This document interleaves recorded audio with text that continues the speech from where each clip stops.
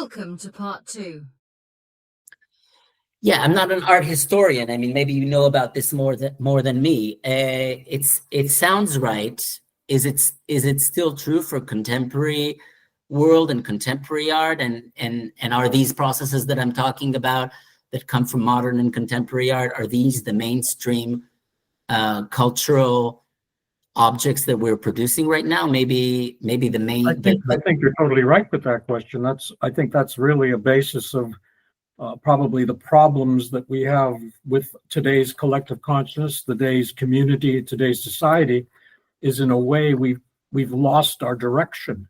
Where for, let's say, 2,000 or 3,000 years, there was always a direction through art, architecture, so forth and so on. But I think your point is really well taken. Yeah, maybe if you look at the real art that defines, like you said, the direction that humanity is, then that would be, I don't know, commercials, Netflix, not these kind of, not Marcel Duchamp and the Situationists. But I mean, I come from that tradition, and that's the tradition that I find useful to employ when I'm researching. And I think there's something about this kind of experimentation that's useful in it's really connected to democracy, because there's a kind of a when you're observing your environment and trying to not impose an order on it, but let's say if you're walking down the street and you're saying, what object is going to find me, like Marcel Duchamp maybe was doing back in the day, or the people he stole his ideas from, and then it's a way of inhabiting the street, which imbues your environment with agency. So your main way of being there is a listening to what's there, not an imposition of order. And by listening to it's a kind of like almost like an animism. By listening to this, to all the agencies that are there. If you're a sculptor, then it's like these objects that are finding you. But if you're talking organizationally, then you're talking about all these different initiatives and all these different relationships that are taking place, that are, maybe defy mainstream management and mainstream organization theory, the way it's been defined in academia and in business circles.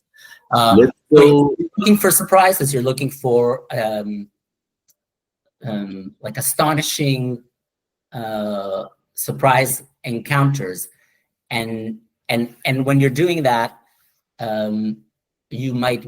That's I feel like that. If your main purpose is to be generative of new ideas and to get unstuck from impasses, and also create a sense where people's lived experience is valued, which is, to me, that's fundamentally democratic, dialogic,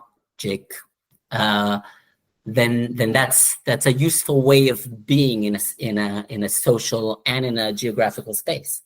But this is the point, the practical point, in terms of generating and sustaining these organizational ecologies in form of, let's say, a real democracy via real neighborhood interaction. How can art thinking and design thinking serve as tools for creating and sustaining neighborhood-based organizational ecologies in very practical terms? Well, I mean, I think if you're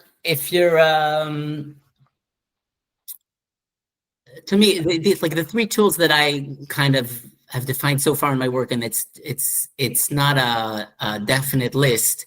It's just the limitations of my capacity to observe and imagine right now, are these three things that I mentioned before: juxtaposition, encounter, and drift.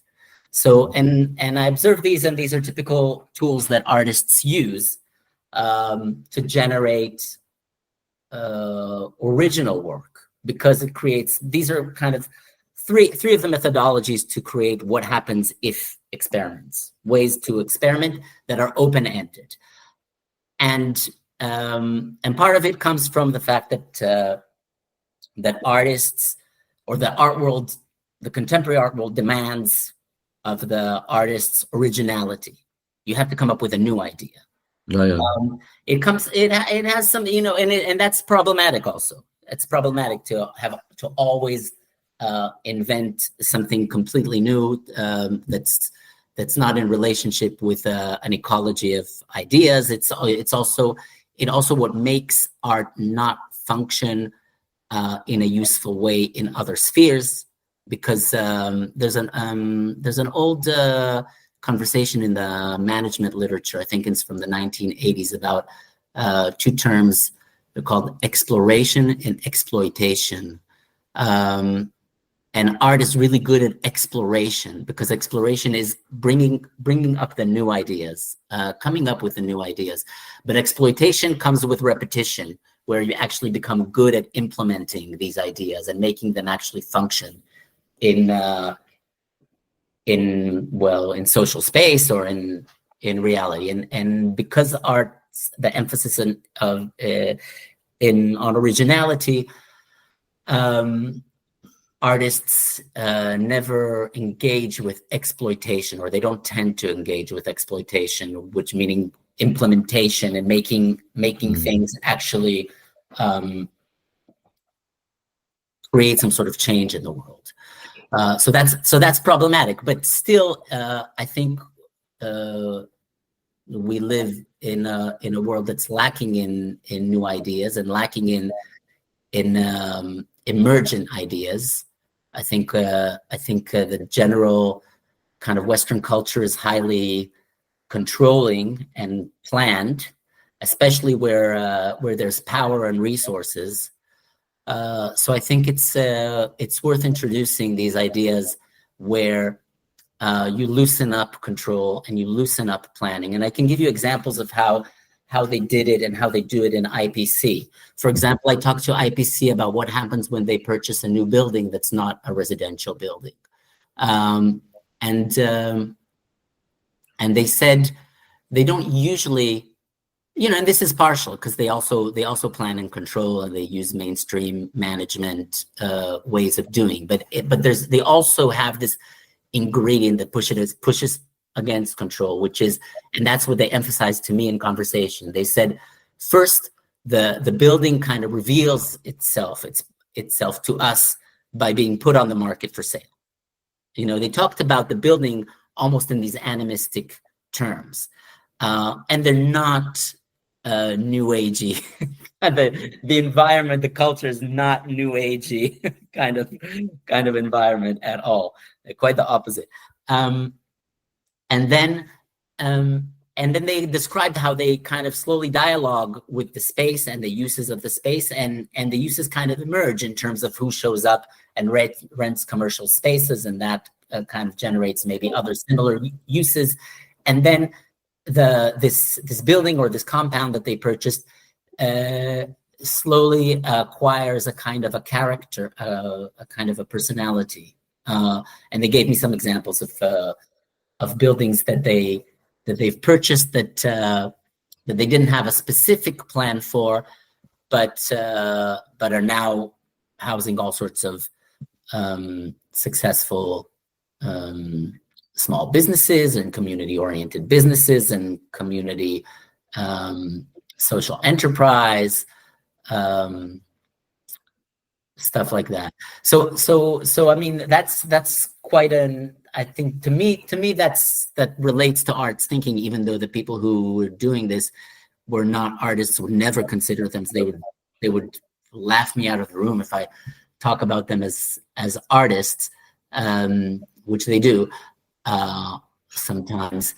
But at the same time, to me, that's a challenge to the kind of ubiquity of control of mainstream management. And I'm wondering, and I don't have if I were coming from a different tradition that wasn't an art-based research tradition, if this would stand out to me as important, these kinds of ways of managing an organization that challenge control. Maybe I would clean that up. You know how Bruno Latour and other scholars talk about how research looks at reality and then it cleans it up to make. But there were researchers. Let me go into this point as a very positively meant. If we have a chance that art will increase these organizational ecologies, also strengthen them, and if these organizational ecologies are strengthening a lived democracy. What's about the role of art in a very direct sense? For instance, if I would be a fictive resident of some of these neighborhood communities, do we have more nice graffiti to make our streets nicer, or what we do with art in very concrete terms? As independent from researchers and independent from classical positions of how to approach art, like the Situationists, for instance, did with the urban context. Let's forget about them. Let's make art. Let's make art in a neighborhood that really exists in order to increase the quality of life via art in a very direct way. Do we need more graffiti on the walls? What we need, and this has to be also to be made in a democratic decision process. The people have to speak with each other what we want here on the street as art. Very simple and direct. I think art making is a great, very experiential way of being introduced to arts thinking.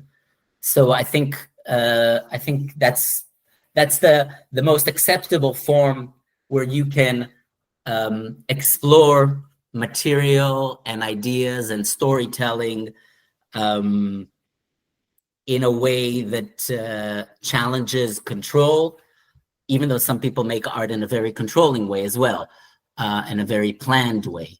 And I think also it's if you're combining this with the creation of open spaces, so I think art making is a very inviting. It's very useful in terms of inviting people into spaces. I think certain kinds of in the past we've used me and my collaborator Anna Koromina, we use a lot of specific art tools. One thing we do a lot is something that I used to do with my friend and collaborator Vahida Ramukic, is like a Serbian artist, is that we developed a way of using embroidery in terms of making collective tapestries. And with Anna, we're doing that. And we're also using community radio. These are all tools that create open spaces for participation, and they're tools for listening. Specifically, embroidery is really interesting because we call it documentary embroidery, and that's it's a really interesting tool. And I think it's quite interesting in terms of democracy, documentary embroidery, because generally speaking, when you use, if you want to document a neighborhood, say if you come with a big film crew with a lot of expensive equipment into a neighborhood, and you want to document the people, that just your physical presence with cameras and recording equipment would attract very specific people within that neighborhood. People who have kind of want to be protagonists, people who consider themselves leaders, people who want to project their presence into the world and feel confident about that. So you get a very specific cross-section of the area that you're documenting, and that cross-section would have a hierarchical element to it, because you'd get the people, you'd tend to get the same people. Now, if you sit in a corner of this neighborhood and you start embroidering and you're inviting people to embroider with you, you'd get a very different cross section of that neighborhood. You get people who have free time because it's very time consuming to produce something using embroidery. You get people who are older, you get people who are unemployed, you get children, you get maybe more women than men, and I think that it's a more robust representation of a neighborhood. It's more emergent, it's more collective than because the way we're doing documentary embroidery, each person gets a square and then they're connected together, these squares. So there's not a hierarchy, like say if you're coming in with a film crew, then I take away this footage and I edit it. So it all kind of funnels into me as a creator and I edit it. But and there's some, and of course I have more power as the person who's organizing a documentary embroidery project than any given participant. But it's not, the difference in power is not as much. And there's and the way it's represented, it's also more dialogic, more democratic than other forms. Yeah, so basically what you're stating is what you're doing by the example just given is you're creating a collective consciousness, which is really the basis of even of a limited society. It's a collective consciousness, but it's not centrally controlled. It's an emergent, it's an encounter. It's a space for encounter. I'm creating, it's a form of social infrastructure, but I'm not, I'm doing very little to define the content of this consciousness that you're saying. And the consciousness itself should basically be coming from people getting together and they're doing it. I don't think that the collective consciousness needs an above thing controlling it. I think it's developed within the group, and the group comes to a certain way of thinking, and that develops. And therefore, really, that's what you're defining in a certain way as part of what you're defining, which is a positive thing because that really has a democratic feel to it, you know. And it's important to note that within this space, what you call this consciousness, there are tensions, there are conflicts. Things are not there, and that's another thing that I think is really useful in terms of art and democracy, is that there's not an imposition of a sense of coherence. There's the art is the most interesting when there's like nuances, when there are contradictions, where it's multifaceted, where it's could be observed differently from different perspectives, and it's not that it's doesn't say anything, but what it says is quite full-bodied and complex, and that's, I think, the way neighborhoods are. Richard Sennett, what was that book that he wrote in 1970 called the Uses of Conflict, or I can't remember the exact name, talked about how these frictions are actually, that's what there is. You know, the idea is not to necessarily resolve them completely, but just create a space where there's collaboration between people, but without imposing a coherence. Because when you impose a coherence, a sense of coherence and elegance to things, that's when things become more controlled, and that's where things become more reductive. I'm talking in abstractions, so hopefully they make sense.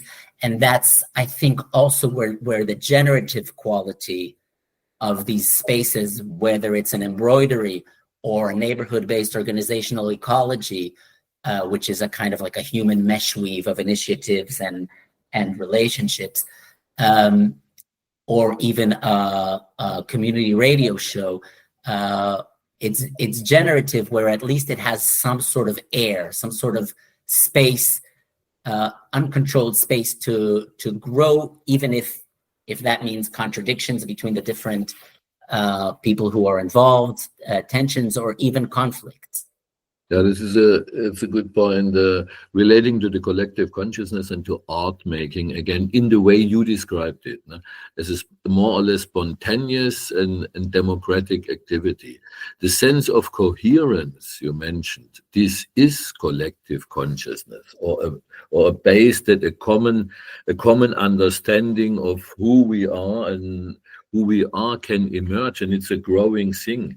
You cannot dictate collective consciousness from outside a system. There is a consciousness, but it's not collective because it has not evolved. It had not a chance to be unfolded. It has been dictated from above. Yeah, and also the basis is that even as you stated, there's conflict and friction.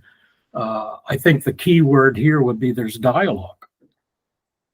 Yes, definitely. True dialogue. And just to go back to the, I keep going back and forth between art and this neighborhood phenomena that I think is worth understanding and learning and maybe even possibly cultivating, which is these neighborhood-based organizational ecologies. One of the people I talked to from the kind of IPC ecology that has been there for since the beginning, talked about it as a mesh weave. I'll give you an example from IPC. IPC, at some point in the 1990s, a lot of IPC members were having children, and then they had kind of an issue where they had a lot of work to do, but they also had to do a lot of childcare, and they've created a kind of a nursery, a cooperative nursery, which they called the creche in the kind of local jargon. So this creche was an organization where the kids used to go to, and there were always two of the parents there, and the other ones were free to do work on houses, and these kids, they grew up together. And then they left the creche to have more formal education at schools. And then when they were teenagers, they converted that very same space, which was the creche, which is a super interesting story. I can say a lot of other interesting things about this creche and that building, that actually the building and the building right next to it. And this creche, they've converted it into what they then call the teenage creche. So these children that grew up in this creche when they were small children, now they hung out in this teenage creche, and they started bands and drank and experimented with drugs and did all sorts of stuff there. So it created a sense of cohesion where a lot of these children who grew up in this creche and later in this teenage creche are still close friends. They created a close kind of social milieu that they're part of, that's related, that has some sort of connection, not a formal connection, with IPC as an organization, with the neighborhood. And people grew up to be quite different. One person grew up to be a police officer, another person grew up to be a drug dealer, another grew up to be an architect, but still there was this connection. And the person who talked about the mesh weave talked about how this is a multi-generational mesh weave, because some people have some sort of involvement. That when I knew some of these creche kids, they were already in their 20s. They lived across the street from me, altogether in an IPC-owned house. Then some of them worked in different capacities in IPC. Some people, their parents were still involved. So there was a connection. And this person that talked about IPC and its ecology as a mesh weave, she said it's the fact that there's this mesh weave, that it's multi-generational, it makes it, if it breaks, there's always another layer there that holds it together. So that's part of the resilience. Think about it. It's a 40-year-old organization that's flourishing, that's now valued at I don't know how many million pounds, because it owns over 100 properties.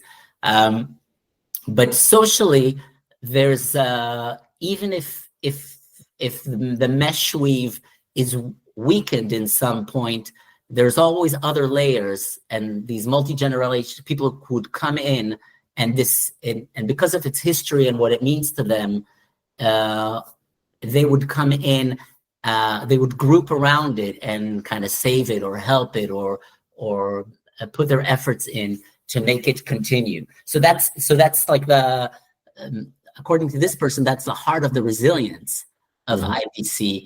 This is the big benefit. This is a big benefit as you outlined it. Now, it's like a natural ecosystem. There's redundancy, and this makes resilience. No? Exactly. Up to a point. Great point.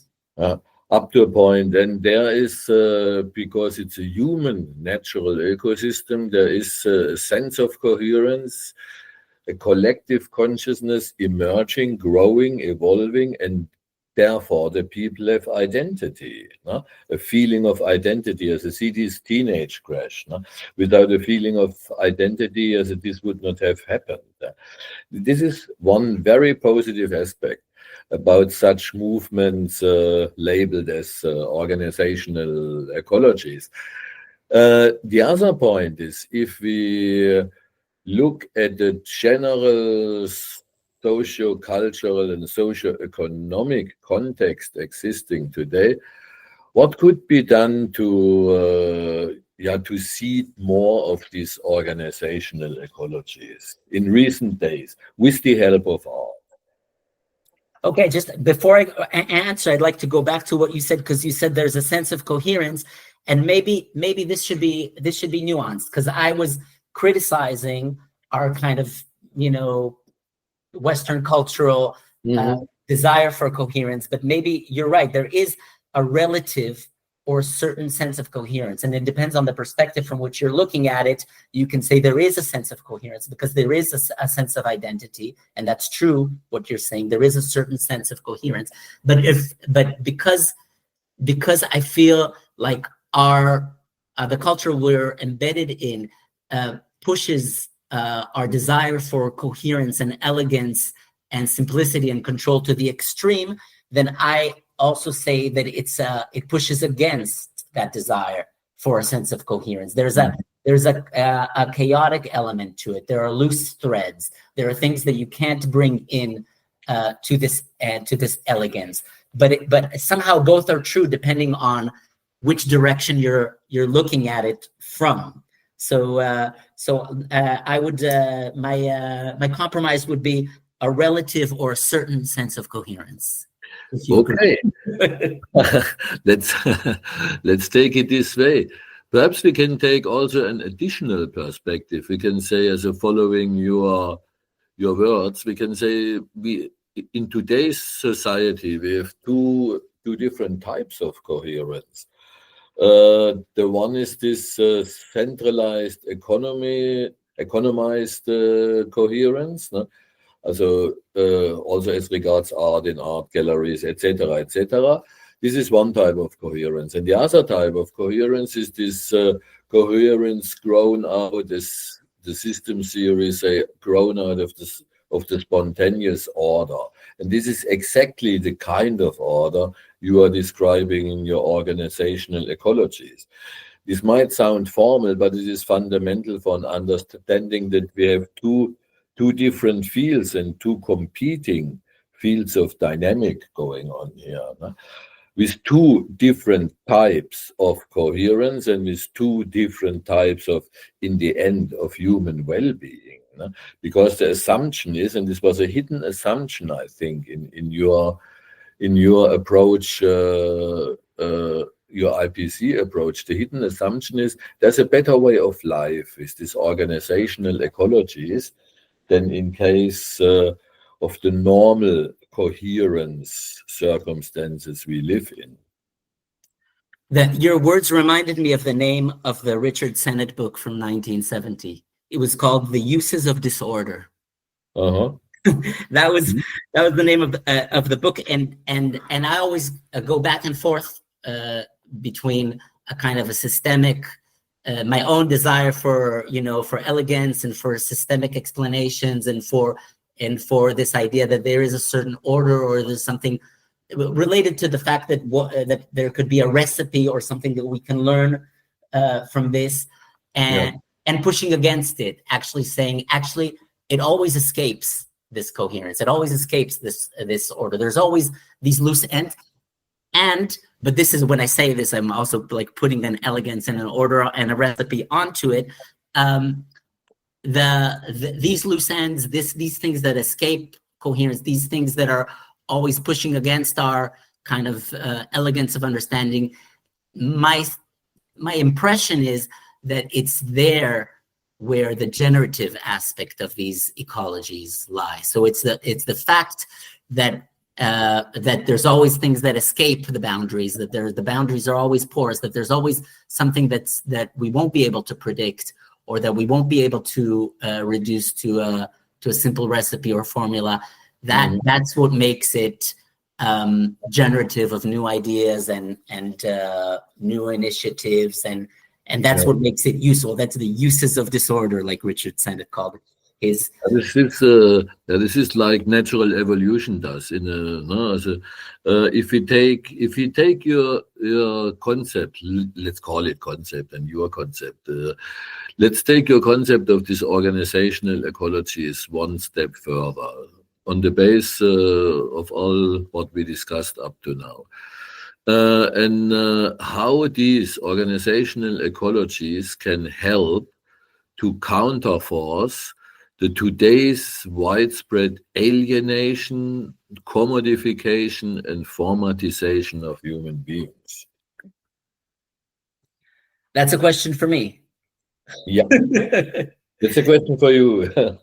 Yes. Good. I don't really have an answer. I'm gonna again repeat that most of this, even though this is based on 10 years of observation of this specific case, and even more years of just doing stuff and gaining all sorts of tacit understandings about how neighborhood works and how art works. Still, I only have to offer general directions that I'm curious about, speculations, and not coherent, like not answers or responses. I think generally what I would like to see is a valuing of this kind of format, of this unit, something that happens on a neighborhood level that could be potentially cultivated and could reduce alienation, polarization, isolation by creating these kind of open social infrastructures where art can play an important part, like we said before, specific kinds of dialogic and open-ended collaborative art, especially. So I think, but there's room for also very important other elements that are not artistic in this kind of more traditional sense, like this idea of self-help housing, this idea of actually engaging with real estate in a way that's that creates infrastructure, spaces. I think physical spaces enable. There's this book, I can't remember the name of the author, Palaces for the People, talks about social infrastructure, the fact of actual buildings open to people, how important they are in it for well-being and flourishing and democracy. So it's this in a way, but what I think is lacking in kind of research agendas and in policy agendas, and also in a lot of grassroots practice and an activist movement, is a granular understanding of what this feels like. Why is this so hard to do? Of the day-to-day experience of doing this, because that's really conceptually, we can all agree that this is beneficial or that this would be interesting. But if we're still looking at it, we're still doing what Donna Haraway called the God trick, and looking at it from a bird's eye point of view. We can define a lot of concepts. We can put a lot of boundaries. We can say what would be good, and then still, when you set out to do it, you realize that there's all these blockages as well. There are things that this enables. The way that IPC created a neighborhood-based organizational ecology around it. But there's also, it's very important not to idealize even IPC, which is, I have a personal connection with, and I form part of, in a way. I've researched it, but I'm also part of it, and I feel quite intimate with this organization. It's the experience involves a lot of hardship and is far from ideal, even now, at the beginning especially, but even now it involves putting ourselves way outside of our comfort zones in many ways, dealing with a lot of uncertainties, dealing with a lot of conflicts in a neighborhood like the neighborhood where I live and the neighborhood where IPC is active. This involves a lot of putting out of fires, a lot of dealing with people who are massively unwell, people who have hard life experiences, a lot of tragedy. So it's not. I would, I don't want you to imagine a tree-lined neighborhood full of flowers. That's not the reality of this neighborhood. I didn't mention this. What? I'm thinking about the viability in a positive sense, because these organizational ecologies are direct democracies, and if democracy is a direct democracy in the end, and then we are speaking about these organizational ecologies, and the point is how viable they are in recent circumstances. When people talk about direct democracy, there's like the people tend to think formally as well. Like, say in my city where I live in, there is a really nice group of activists that are promoting citizen assemblies, and this is a formal alternative to centralized government, and it's a decision-making processes, and I always give them a hard time, even though I appreciate what they're trying to do, and I'm supportive of it. But at the same time, the focus on formality for me, these formal structures that replace other formal structures, still they don't exist without being nourished by a lot of informal social interaction and space. These social infrastructures that are grassroots, that are open. There are spaces for people to engage with each other, to have collaboration, friction, conflict, and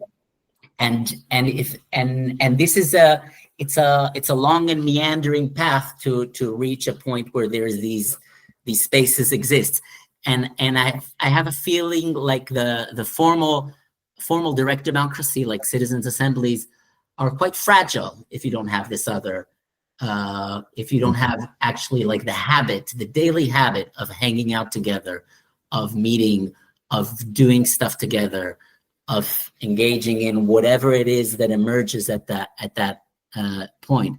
And that's the thing that's a kind of a longer, more incremental thing to learn to do, which I'm interested in learning to do, and I can't tell you that I necessarily know how to do that. So I'm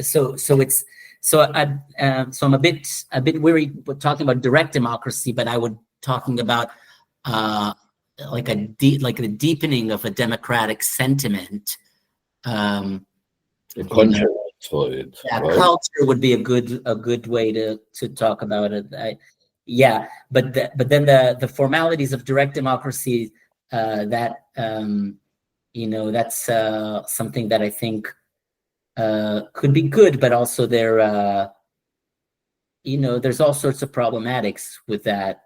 They're very time consuming to be engaging in decision making in this way, like the direct democracy demands of you, and therefore the experience in social movement studies has been that, say, things like consensus decision making tends to exclude minorities and working class people just because of, I'm not sure actually what all the reasons are, but my impression is that part of it is because they're so, they require such an investment, a time investment, that people.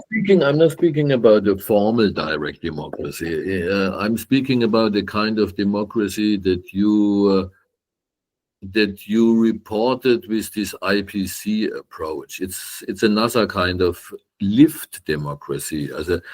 Let's cut direct in order not to get confused with terms. Let's say it's a directly lived democracy. So yeah, exactly. Yeah. If you take this directly lived democracy and its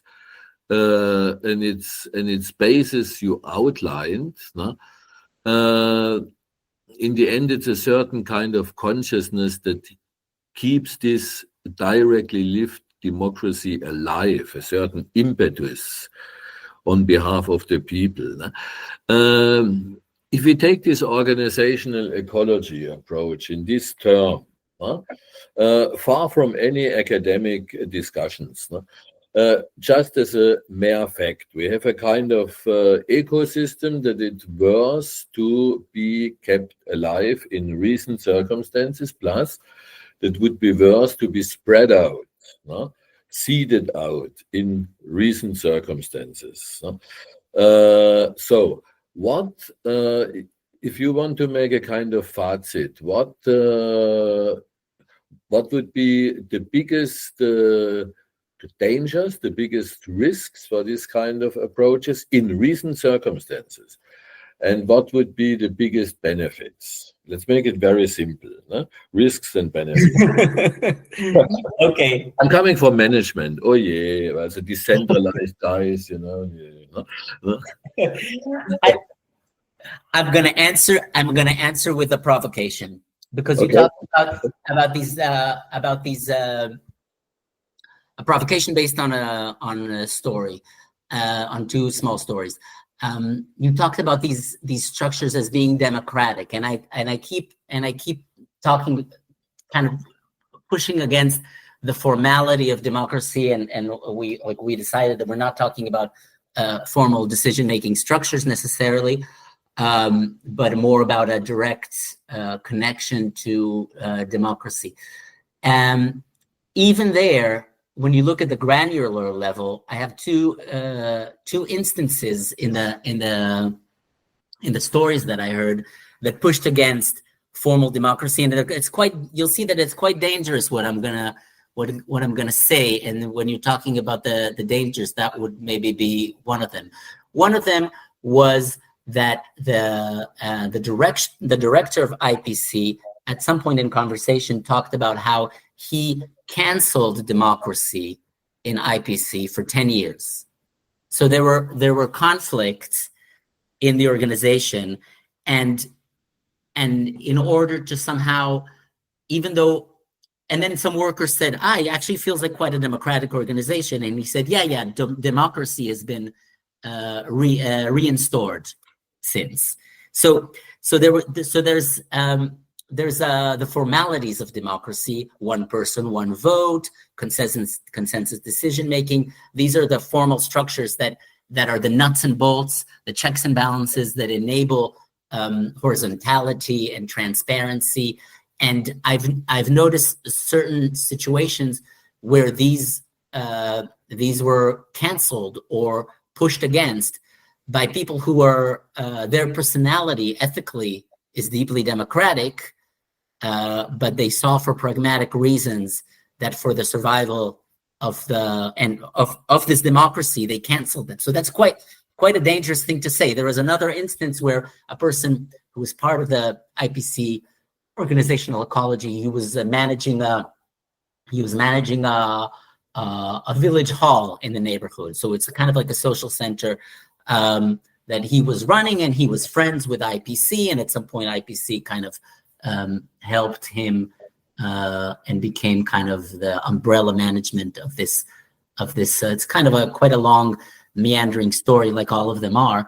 And he also called himself jokingly the dictator of the hall, and also the mismanager of the hall. And the story that he told was that he at the beginning wanted to manage the hall through neighbor committees and assemblies. And when he saw the people who are going to show up, who are proposing to show up to these committees, he saw that what he's looking at is just like massive ego clashes and conflict, and that actually this would not create a welcoming, harmonious, democratic space. So he canceled it and imposed what is formally a democracy, but he said, I needed to occupy a space at the top of the hierarchy just so nobody else will. So he is quite a democratic person in his sensibility, but what it was formally defined as a dictatorship, basically, he jokingly said. But this was to enable a kind of an openness of the space, so other people who are actually less democratic in sensibility wouldn't say, actually, there's a leadership vacuum, and I should take over here and impose something that would be more imposing. So it's quite tricky, and obviously these are happening on a very, very small scale. It's really just a room that's being managed here, not a country or a city or an organization that has massive resources. So if it was a different person who used this discourse, it would be quite dangerous. So it can be quite confusing when you're looking at formalities and coherences. But in the case of these very specific people, it was pragmatic and worked. So when you're extracting recipes, like we're saying, how can we reproduce this in other places? Mm-hmm. What do you do with this? Mm-hmm. With this kind of information, do you say, actually, we shouldn't be so insistent on having checks and balances for formal democracy, or it's somehow based on trust and very personal to specific people. Yeah. Okay. Any thoughts? Any thought? Many thoughts. For the time being, let me pose one point. What, in your eyes, what is the most important thing? No? It's a kind of closure of our podcast also. No? Yes. In your eyes, what is the most important thing you want to tell our audience about this organizational ecology approach? Well, I think it's interesting and potentially useful to look at the way we act in neighborhoods, the way we organize in neighborhoods, in ways that challenge control, and try, and the kind of measuring stick of whether the way we act in neighborhoods is productive and useful or not is, I think, well, first of all, the lived experience, the daily lived experience of people, and also organizationally, if things are generative. I said this word several times. It's just this idea that things are, like you said, alive, like a living ecology where things are not finite. This is, I think, something really useful if we could learn how to create an environment on a very, very small scale, on a neighborhood level, where initiatives are enabled, where trajectories of these initiatives and personal trajectories are allowed to meander, to go through trial and error, where there's where we're open to an element of chance, where we're open to the uncertainty that usually causes fear can also be generative of useful things. So if we can explore kind of a kind of approach that's open-ended in this way, and I believe that art could be a useful ingredient in this, as is housing. That's something that I would love policymakers, grassroots activists, and academic scholars to kind of pay attention to. I would be interested in this becoming a kind of something that would be a focus for some people. This specific way of doing things, and ask the question: is this a way that, in the long term, we can create more engaged, connected, interdependent, and ultimately more deeply democratic societies? That would be maybe my takeaway. Yep, very good. Very good. Many thanks, Aviv.